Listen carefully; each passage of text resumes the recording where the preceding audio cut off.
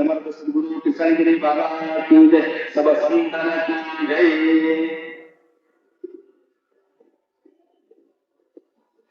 श्री गणेशाय नमः। श्री सरस्वत्यै नमः।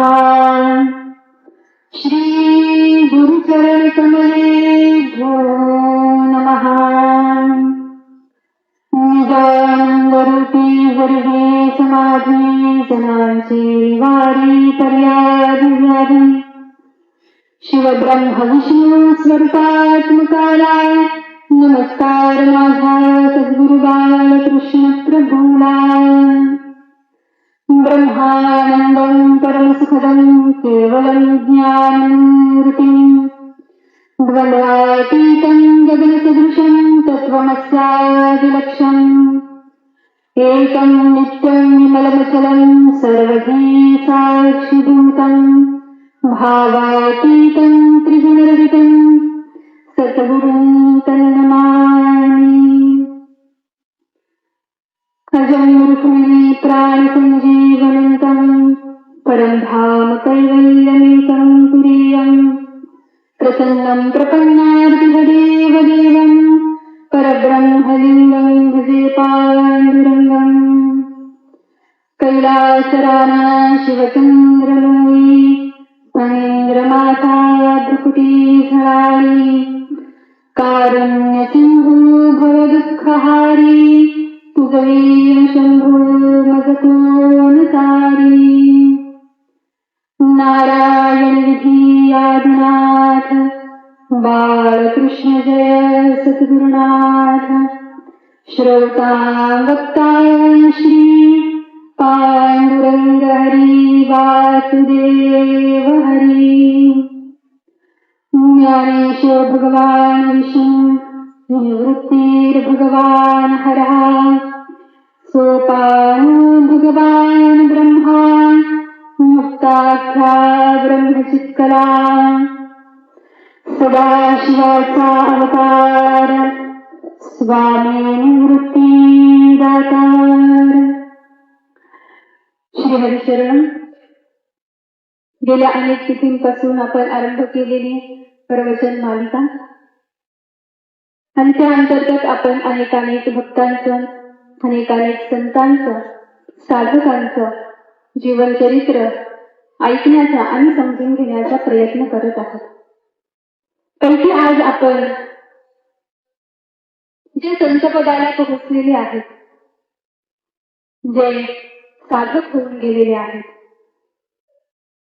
आणि आज तुमच्या माझ्यासाठी ते सद्गुरू या अधिष्ठानावरती विराजमान झालेले आहेत असे सद्गुरू निवृत्तीनाथ महाराज, की आजच्या तिथीला आपल्या सद्गुरूंनी या इहलौकीची यारता संपुष्टात आणली, अर्थात ते समाधीस्थ झाले। ज्या मूळ रूपामध्ये ते पूर्वीपासून स्थित झालेले होते त्या मूळ रूपामध्ये पुन्हा एक वेळेला ते स्थित झालेले आहे। स्वरूप ज्या वेळेला अवतार घेतला त्यावेळेला स्वरूप सारखं आहे, रूपामध्ये अंतर आहे।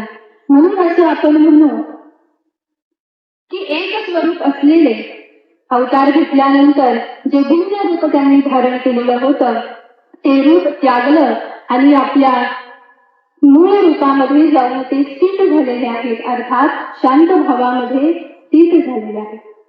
श्री निवृत्तीनाथ कोण आहे? सदाशिवाचा अवतार। ते केवळ ज्ञानोबरायांचे सद्गुरू आहेत असं नाही, तर निवृत्तीनाथ तुमचे माझे सुद्धा सद्गुरू आहेत। ज्ञानोबराय सद्गुरू आहेत, तुकोबाराय सद्गुरू आहेत, नाथ महाराज सद्गुरू आहेत, नामदेव महाराज सद्गुरू आहेत। पण अशा सकल संतांनी ज्यांना आपल्या हृदयामध्ये जगद्गुरू किंवा सद्गुरू म्हणून स्थान दिलेलं आहे, अशा आपल्या सद्गुरूंचे सुद्धा सद्गुरू आहेत निवृत्तीनाथ।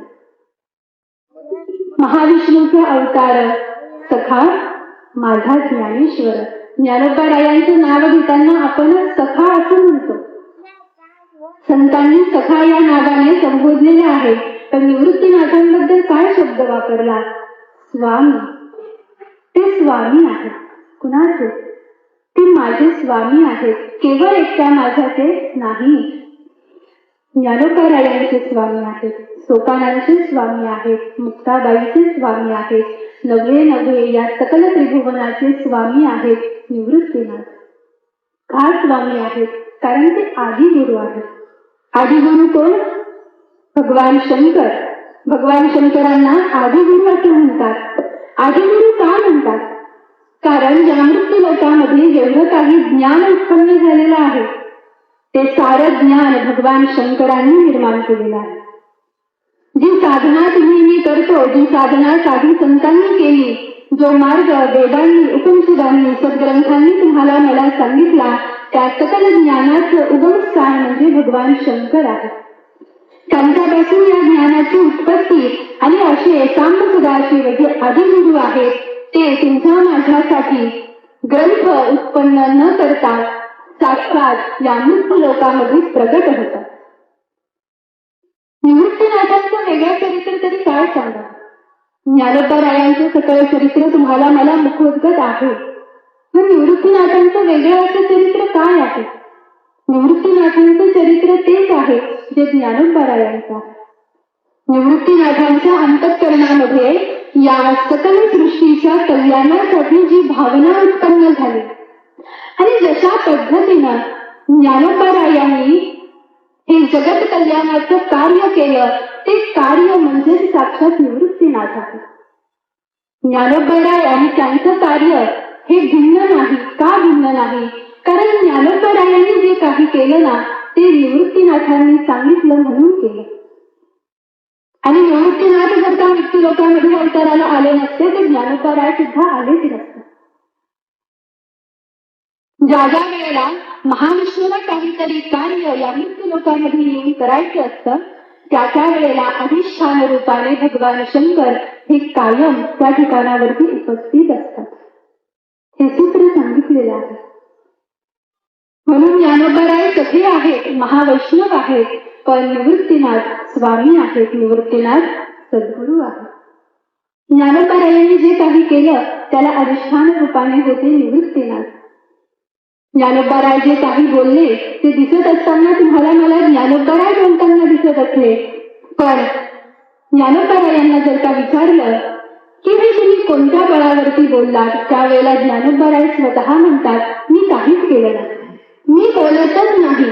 या ठिकाणावरती तुम्हाला जर का ज्ञानेश्वर नावाचा देव बोलताना दिसत असला ना तरी सुद्धा या ज्ञानेश्वराच्या हृदयामध्ये माझे सद्गुरू विराजमान झालेले आहेत. आणि इथं ज्ञानेश्वर बोलत नाही, इथं बोलतात ते माझे सद्गुरू. ज्ञानोबारायांची गुरुभक्ती म्हणजे ज्ञानेश्वरी आहे. ज्ञानोबारायांची सेवा म्हणजे ज्ञानेश्वरी आहे. म्हणून निवृत्तीनाथांना जर का समजून घ्यायचं असेल ना तर याच्यासाठी ज्ञानेश्वरीच पाहावी लागेल. निवृत्तीनाथांना जर का प्रसन्न करून घ्यायचं असेल तर याच्यासाठी ज्ञानेश्वरीचाच आश्रय तुम्हाला मला घ्यावा लागणार आहे. का घ्यावा लागणार आहे? कारण ज्ञानेश्वरीमध्ये ज्ञानोबारायांनी सांगितलं की माझे सद्गुरू कसे आहेत, माझे सद्गुरू कसं कार्य करतात. आणि आज हा ज्ञाना जो या सकल जगाची माऊली झालेला आहे ना तो ज्ञाना माऊली कुणाच्या सामर्थ्यावरती झाला तर याला कारण माझे सद्गुरू आहे. म्हणून जेवढे ज्ञानोबाराय महत्वाचे, जेवढं ज्ञानोबारायांचं सामर्थ्य त्याच्यापेक्षा अधिक पटीनं, कोट्यावधी पटीनं अधिक सामर्थ्य आहे निवृत्तीनाथांचे. ज्ञानोबाराय आहेत याला कारण निवृत्तीनाथ आहे.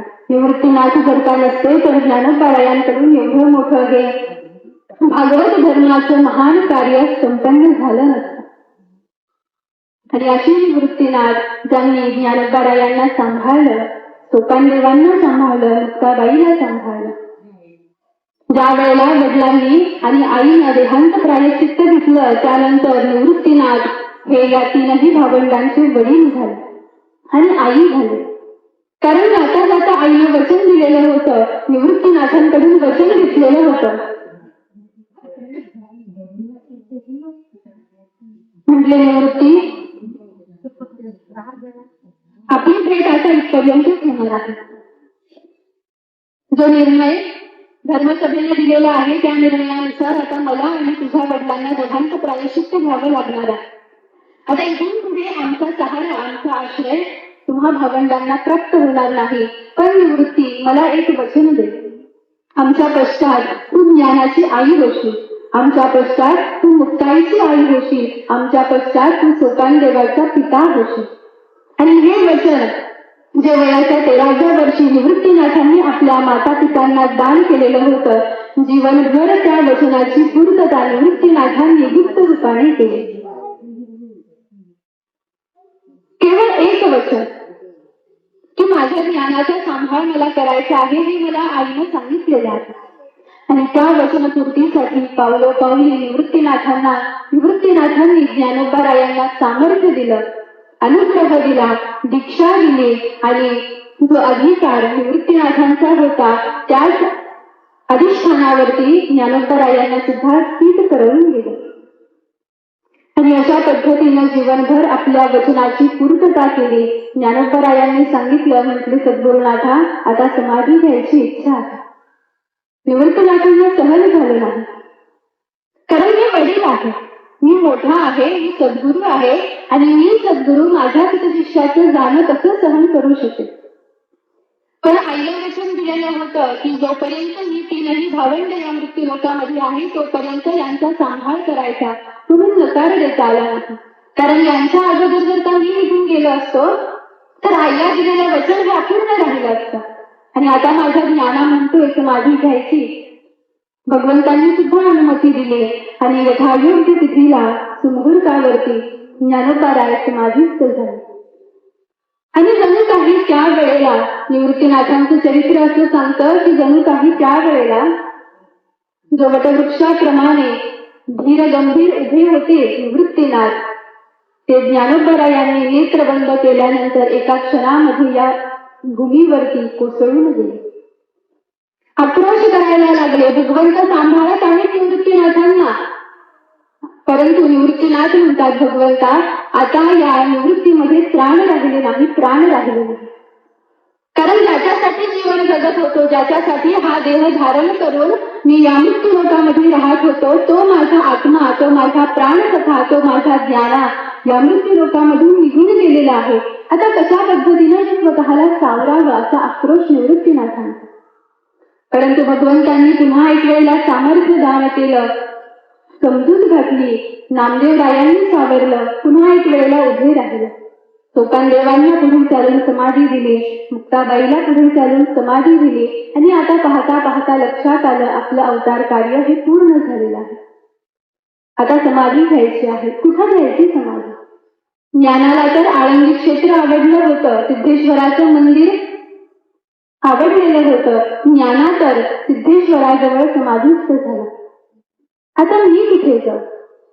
माझा प्राण असलेला ज्ञाना तर निघून गेला, माझी बहीण निघून गेली, माझा सोपाना सुद्धा निघून गेलेला आहे. आता मी पुन्हा जवळ जाऊन माझ्या अंतःकरणामध्ये असलेला हा प्राण शांत करतो. लक्षात आलं, या जगामध्ये कुणीही नसलं तरी सुद्धा प्रत्येक जीवाचे एक असतात, त्याला सद्गुरू असं म्हणतात. निवृत्तीनाथांचे सद्गुरू गहिनीनाथ. गहिनीनाथांचा अनुग्रह निवृत्तीनाथांना ब्रह्मगिरी पर्वतावरती प्राप्त झालेला होता.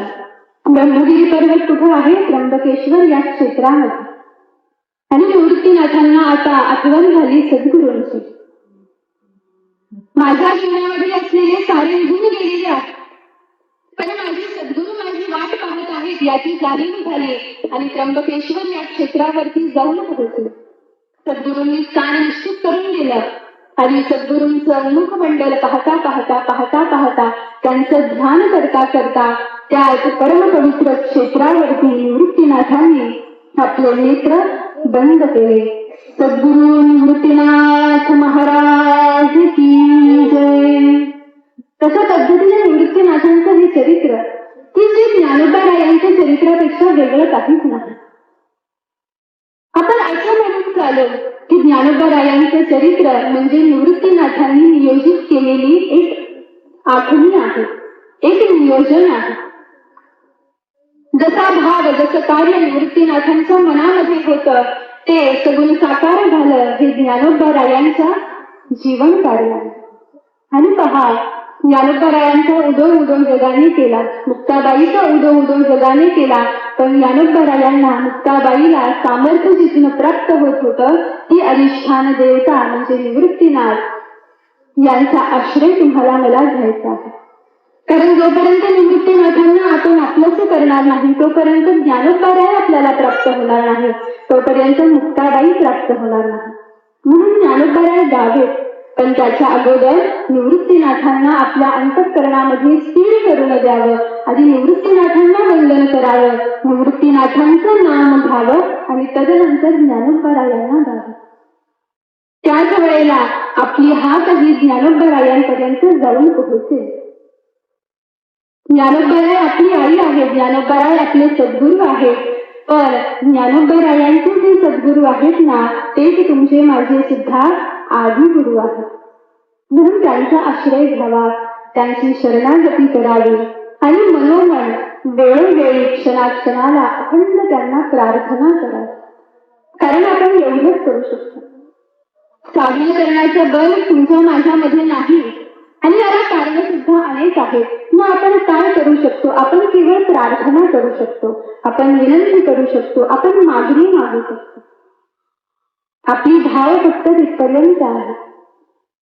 म्हणून प्रार्थना करावी, नाम गायन करावं, विनंती करावी आणि त्यांची कृपा प्राप्त करून घ्यावी. असे हे निवृत्तीनाथ जे या सकल संतांच्या हृदयामध्ये सद्गुरू रूपाने स्थित झालेले आहेत, अशा निवृत्तीनाथांचा आश्रय तुम्ही मी घेणं गरजेची गोष्ट आहे. झालेली सेवा गुरु महाराजांच्या चरणी समर्पित करू, निवृत्तीनाथांच्या चरणी समर्पित करू आणि देव या ठिकाणावरती आजच्या सेवेला पूर्ण विराम. कुंडलिक वरदा विठ्ठल श्री ज्ञानदेव तुकाराम, पंढरीनाथ भगवान, माऊली ज्ञानेश्वर महाराज की, जगद्गुरु तुकाराम महाराज की, निवृत्तीनाथ महाराज की, बाळासाहेब महाराज